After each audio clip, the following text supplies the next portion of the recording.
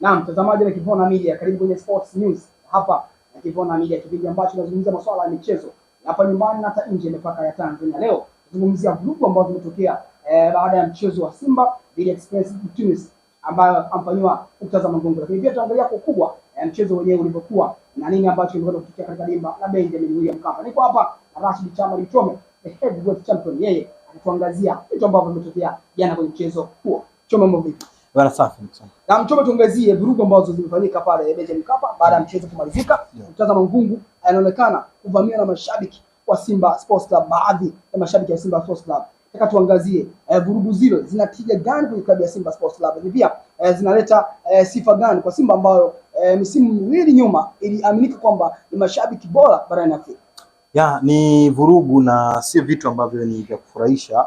Pengine kwa wadau wa soka ni vitu ambavyo watakuwa kuvitilia mkazo na kuvilaani kwa kiasi kikubwa, kwa sababu vinaharibu taswira nzima ya mchezo wa soka, hasa katika timu ambayo inatazamwa kama mfano katika michuano mikubwa, timu ambayo inaendelea kufanya vizuri, lakini pia timu inayotoka ligi ambayo inatazamwa pia miongoni mwa ligi zenye mvuto barani Afrika. Na ndio maana hata kupitia klabu ya Simba amekuja na tamko kwenye taarifa ambayo naweza nikampitisha na tufuatilia. Ni bodi ya wakurugenzi wa Simba imesikitishwa na vitendo vya baadhi ya watu wa kumvamia na kumfanyia fujo mwenyekiti wa klabu na makamu mwenyekiti wa bodi Murtaza Mangungu baada ya mchezo wetu dhidi ya Tunis kumalizika katika uwanja wa Benjamin Mkapa. Vitendo hivyo si vya kiungwana, havikubaliki na vitafumbiwa macho. Uongozi wa klabu umetoa pole kwa mwenyekiti Mangungu kwa kadhia hiyo. Aidha, uongozi wa klabu umeiandikia jeshi la polisi kuchukua hatua za kisheria kwa wale wote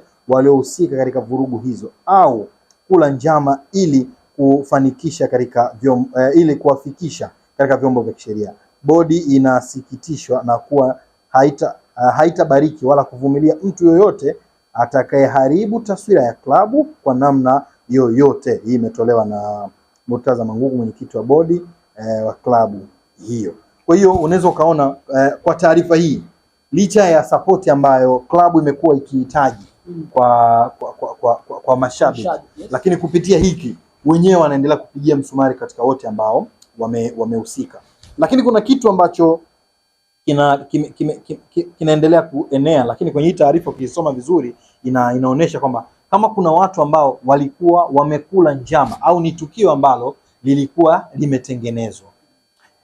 Sikubaliani nao moja kwa moja, lakini pia inawezekana kutokana na hali na namna ambavyo hizi timu mbili zimekuwa katika huo ushindani, kwa sababu ukifuatilia hii mechi ya Simba ambayo wamekwenda kupata matokeo ya alama moja licha ya kwamba walikuwa wakihitaji alama tatu katika huu mchezo, moja kwa moja matokeo ambayo yamepatikana, ukimweka Murtaza Mangungu kama source wa haya matokeo ni kumkosea heshima mwenyekiti Murtaza. Kwa sababu kwa nini nazungumza hivyo? Ni kumkosea heshima.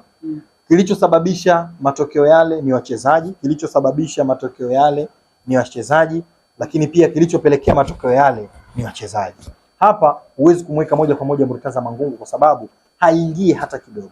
Lakini pia ukifuatilia kwa ukaribu, Simba ndio mashabiki pekee ambao wamehusika na vurugu nyingi. Utaangalia mechi ya dabi ambayo waling'oa viti, lakini ukifuatilia hapa katika michuano ya klabu bingwa mara kadhaa wamekuwa wakifungiwa kwenda kuisupport timu yao. Kwa hiyo ni hali ya kwamba vurugu ni sehemu ya maisha yao.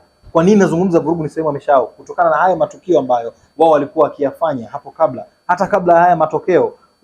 Ukitazama Nixon, source ya haya matokeo huwezi kumweka Mangungu moja kwa moja, lakini hawa mashabiki kupitia mainfluencer wao ndio ambao walikuwa kiimba Mangungu apepewe mara baada ya Clatous Chota kurejea katika timu hiyo. Kwa hiyo moja kwa moja unaona kabisa ni vurugu ambazo timu au mashabiki wao wenyewe ni sehemu ya maisha yao, na ndio maana wamekwenda kuzifanya. Nikitazama moja kwa moja kwenye eneo la taswira gani, kama swali lako unavyouliza, kwa timu, kwanza linavunja eneo la kibiashara, linapunguza ule uaminifu kwenye eneo la kibiashara.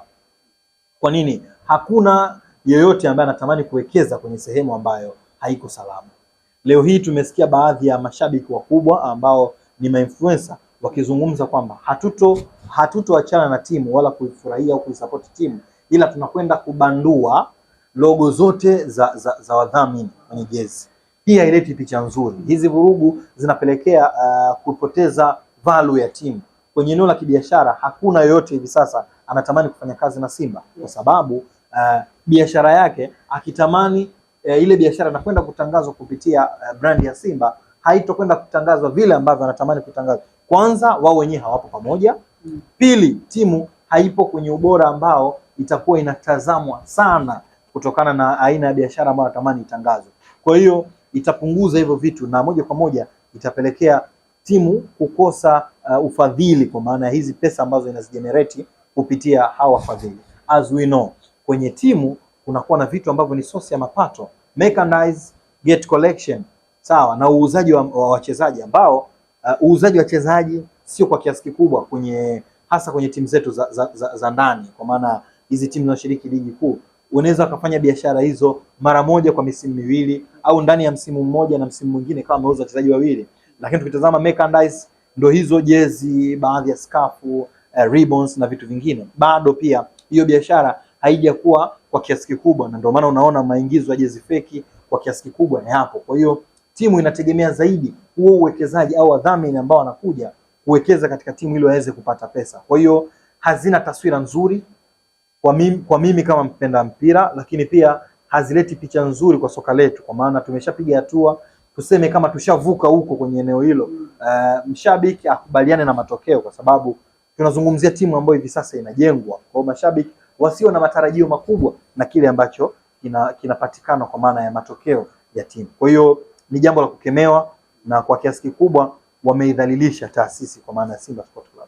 Mchome, hapo umezungumzia kwamba wanamkosea Murtaza Mangungu. Kwa upande wako unadhani kwa nini hasa kila likitokea kwenye klabu au matokeo yakitokea mabaya wanamvaa Mangungu na wanaachana na viongozi wengine wote walikuwa? Kwa mfano jana walikuwa viongozi wote wa klabu ya Simba, ilikuwa Magoli alikuwepo, lakini pia mtendaji mkuu alikuwepo, Ahmed Ally kama mhamasishaji alikuwepo, wote walikuwepo. Kwa nini wasiwavaa wengine wakamvaa Mangungu kila mechi wakipoteza? Kwanza ndio mtu ambaye anaonekana yuko pale juu.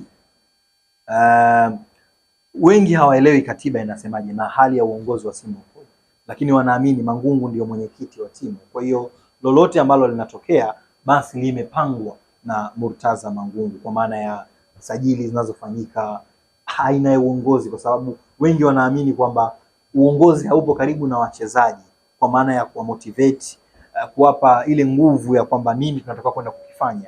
Kwa kiasi kikubwa wanaamini haupo hivyo. Kwa hiyo ndio maana unaona moja kwa moja wanakwenda kwa Mangungu. Lakini kwangu mimi ningekuwa Mangungu, kwa hiki ambacho kinaendelea ningenyosha mikono, kwa sababu kuna ile video anasikika akisema kwa nini mimi kila siku, kama ulichisikia. Kwa hiyo hata yeye ile swala linamuumiza. Kwa kama linamuumiza, it's better angewaachia, then akaona kwamba ni yeye tatizo au kuna tatizo zaidi ya yeye, kwa sababu kama wanaamini yeye ni tatizo, basi angeapisha akaona vitu ambavyo wanasimba wanatamani kuvipata. Kama wangeweza kuvipata